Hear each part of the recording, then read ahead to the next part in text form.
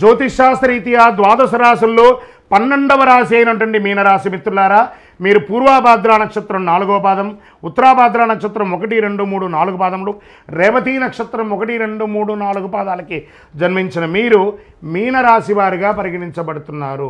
మీకు ఈ నెల శుభాశుభ ఫలితాలు ఎలా ఉన్నాయన్నట్టే, ప్రియమైనటువంటి మీనరాశి మిత్రులారా, 7.5 శని 7.5 జరుగుతుంది, నాకేమో అయిపోతుందని అపోహ పొందకండి. ఏమి కాదు, అన్నీ అద్భుతంగా ఉంటుంది. ఈ నెల కాస్త హెచ్చు తగ్గులు మాత్రం నిండి ఉంటుంది, ఖచ్చితంగా దాన్ని భరించాల్సిందే. అందుకని జీవితంలో ఏమి ఇబ్బంది రాదు. ఈ నెల తేలికపాటి నుండి మితమైన పరీక్ష కాలంగా కూడా చెప్పుకోవచ్చు. ఓపికగా ఉండండి. మరి నిర్ణయాలు తీసుకునే ముందు జాగ్రత్తగా ఆలోచించడం వల్ల సవాళ్లను అధిగమిస్తారు. ఆత్మవిశ్వాసం, ధైర్యాన్ని పెంచుకోండి. మాట్లాడండి, ఎవరికైనా ఇవ్వాలనుకుంటే వాళ్ళతో మాట్లాడండి, వాళ్ళని అవాయిడ్ చేయకండి, పరిష్కారం దొరుకుతుంది. అదనపు ఆదాయ ప్రయత్నాలు సత్ఫలితాలను ఇస్తుంది. పెద్ద రిస్క్ తీసుకోవడం లేదా కొత్త వ్యాపారాలు ప్రారంభించడం వద్దు. ఇది ఉత్తమ సమయం కాదు. 1, 2 వ్యక్తిగత సమస్యలు కూడా పరిష్కారం అవుతాయి. గురు భగవానుడి యోగంగా ఉన్నాడు కదా.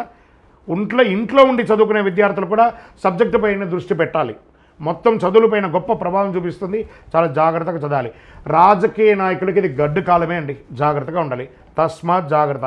మీకు దస్తావేజులు, డాక్యుమెంట్స్ అన్నీ ఉంటాయి కదా, జాగ్రత్త. మిస్ప్రాపర్ అవ్వకుండా, లేదా లైసెన్స్ రెన్యువల్ అవన్నీ కూడా ఇబ్బంది ఉంటే చూసుకోండి. వ్యవసాయదారులకి చాలా బాగా ఉంటుంది. మీడియా రంగం, ఐటీ రంగం వారికి చాలా బాగుంటుంది. ఆహారం తీసుకునేటప్పుడు ఆచితూచి ఆహారం తీసుకోండి. మీనరాశి వారు జాగ్రత్త జాగ్రత్త జాగ్రత్త. మరి ఏం చేయాలి దీనికి? స్వామి మాకు ఏమైనా పరిహారం ఉందా, ఆరాధించాల్సిన దైవం ఏమైనా ఉందంటే కాలభైరవాష్టకం చెప్తూ ఉండండి. ఆదిత్య హృదయం చెప్పండి ఆరోగ్యానికి.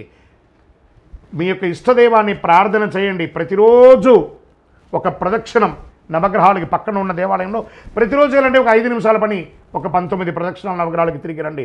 ఆ శని భగవానుని ప్రార్థన చేయండి. నాలుక మీద వచ్చి కూర్చున్నాడు 7.5. జాగ్రత్త. ఏం చెప్పాలి ఆయన దగ్గర? దేహి మే బుద్ధి వైశిష్ట్యం, దేహి మే నిత్య యవ్వనం, దేహి మే పరమానందం, దేవదేవ జగత్పతే శనేశ్వర, నువ్వు తప్ప మాకు వేరే దిక్కు లేదు, అన్యదా శరణం నాస్తి అని ఆయన పాదాలను పట్టుకోండి. అన్ని సమస్యలు తొలగిపోతాయి. శుక్రవారాల్లో అమ్మవారికి రావుకాల సమయంలో నెయ్యి దీపం వెలిగించండి. ఇంకనూ మీ వ్యక్తిగత జాతకం కావాలంటే కింద నంబర్కి మీ పేరు, ఊరు, date of birth, time of birth WhatsApp చేయండి. ఇంకా మీ సమస్యలన్నీ కాస్త పరిష్కరించుకోవడానికి, కాస్త అనుకూలం పొందడానికి అతి శక్తివంతమైనటువంటి మా కరుంగాలి మాలను ధరించండి.